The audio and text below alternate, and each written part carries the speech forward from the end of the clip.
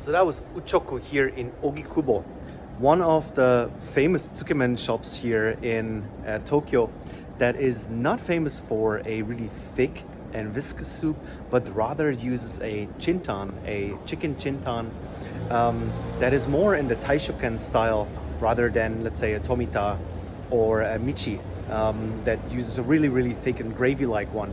But here the soup is more like a classic Shoyu ramen soup, based on chicken and niboshi, but it's very salty, it's very strong, it's very flavorful.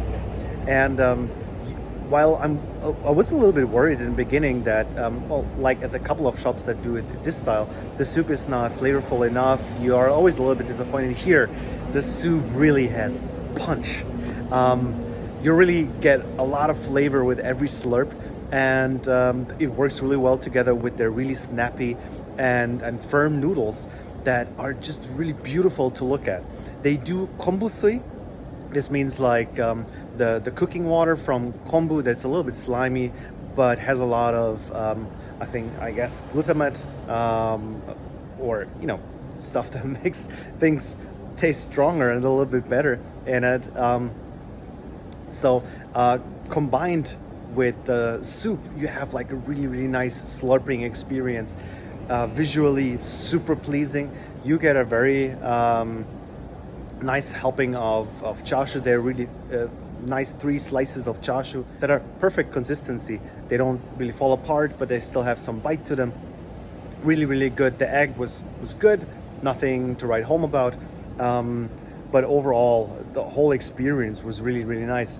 And they don't do soup wari, so they don't have like a separate dashi for you to fill up into your soup to make it drinkable, but rather you use the kombusui that your noodles come in to fill it in, and then you can slurp away your whole bowl.